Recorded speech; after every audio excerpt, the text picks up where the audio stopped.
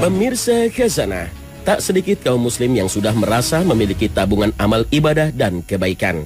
Karena sudah merasa telah melaksanakan ibadah sholat wajib dengan lengkap, puasa lengkap, zakat dan sedekah tak pernah ketinggalan. Dan alhamdulillah juga telah menunaikan ibadah haji, yang memang dengan semua itu, seorang muslim telah memiliki tabungan amal soleh yang besar. Dengan itu semua, sebenarnya tugas seorang muslim belum selesai. Yang paling penting justru bagaimana kita bisa mempertahankan amalan-amalan soleh yang telah kita lakukan itu tetap utuh sampai akhir hayat kita. Mengapa? Karena memang tidak ada jaminan jika amal-amal soleh yang telah terkumpul banyak itu akan utuh seterusnya. Bisa saja dalam perjalanan hidup ini, amalan-amalan itu tanpa kita sadari berkurang sedikit demi sedikit atau bahkan mungkin bisa hilang seketika. Karena dalam agama ada perbuatan-perbuatan yang bisa menghapus tabungan amal kita. Maka itu yang perlu diwaspadai. Allah Subhanahu wa ta'ala berfirman, supaya tidak hapus pahala amalanmu sedangkan kamu tidak menyadari. Al-Quran Surah Al-Hujurat ayat 2. Ketika ayat ini diturunkan, para sahabat sangat khawatir sekali. Misalnya Thabit bin Qais bin Syammas radhiyallahu anhu, ia merasa takut dirinya termasuk dari orang-orang yang terhapus amalnya dan akan menjadi penghuni neraka. Kemudian Nabi SAW mengutus seseorang untuk menemuinya dan menyampaikan kepadanya, kamu bukan termasuk penghuni neraka, tetapi kamu termasuk ahli surga. Hadis riwayat Al-Bukhari. Oleh karena itu, setelah seseorang mengerjakan amal soleh dengan ikhlas dan benar, ia wajib menjauhkan diri dari hal-hal yang membatalkan pahalanya. Kemudian dia meningkatkan ketaatan hingga akhir hayat. Lalu, perbuatan-perbuatan dosa seperti apakah yang bisa menghilangkan dan menghapus amal seorang muslim? Penghapus amal yang paling besar adalah syirik dan kufur. Keduanya tidak hanya menghapus sebagian amal saja, tapi menghapuskan semua amal kebaikan yang pernah dikerjakan seseorang.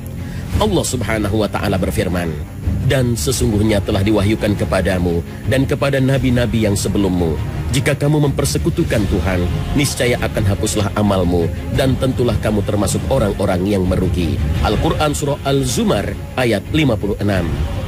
Allah juga berfirman, barang siapa yang kafir sesudah beriman, tidak menerima hukum-hukum Islam, maka hapuslah amalannya, dan ia di hari akhirat termasuk orang-orang merugi. Al-Quran Surah Al-Ma'idah ayat 5. Itulah dua dosa besar yang bisa menghapus amalan soleh seorang muslim. Namun bukan berarti hanya dua dosa besar itu yang bisa menghapus amal. Para ulama sepakat masih ada dosa yang derajatnya di bawah syirik dan kufur yang bisa menghapuskan sebagian pahala amal soleh yang sebanding dengannya. Imam Ahmad pernah berkata, apabila seseorang merasa khawatir kepada dirinya berbuat sesuatu yang mendekati zina, hendaknya ia segera menikah. Dia berhutang dan menikah supaya tidak terjerumus dalam keharaman, lalu amalnya terhapus. Ibnu Rajab menyepakati kesimpulan ini, bahwa amal bisa terhapus karena sebab sebagian dosa, sebagaimana firman Allah Ta'ala. Demikian pula Al-Hasan Al-Basri berpandangan demikian. Al-Quran telah memperingatkan orang-orang beriman dari pembatal-pembatal amal ini.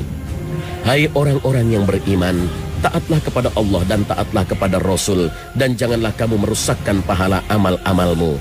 Al-Quran Surah Muhammad ayat 33.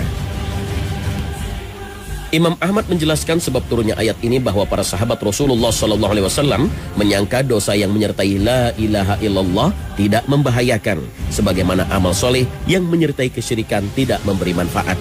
Maka turunlah ayat ini. Setelah itu para sahabat merasa takut dosa mereka akan menghapuskan amal mereka. Bukti lain bahwa ada perbuatan dosa yang bisa menghapus amal soleh seorang muslim, seperti yang difirmankan Allah Subhanahu wa ta'ala. Hai orang-orang beriman, janganlah kamu menghilangkan pahala sedekahmu dengan menyebut-nyebutnya dan menyakiti perasaan si penerima. Al-Quran Surah Al-Baqarah ayat 264. Ayat ini mengabarkan sedekah bisa rusak dan pahalanya terhapus karena suka menyebut-nyebutnya atau mengungkit-ungkitnya dengan perkataan atau perbuatan kepada seseorang. Sedekah juga bisa terhapus karena menyakiti atau berbuat buruk kepada orang yang telah diberi. Maka dari sini orang yang telah mengerjakan amal-amal soleh, khususnya amal besar dalam Islam, dia wajib menjaga amal tersebut dari pembatal-pembatalnya. khususnya syirik dan kufur, dan umumnya semua perbuatan maksiat dan keburukan. Karena keburukan bisa menghapuskan kebaikan, sebagaimana kebaikan menghapuskan keburukan. Dan penentu amal seseorang adalah di penghujungnya. Wallahu a'lam.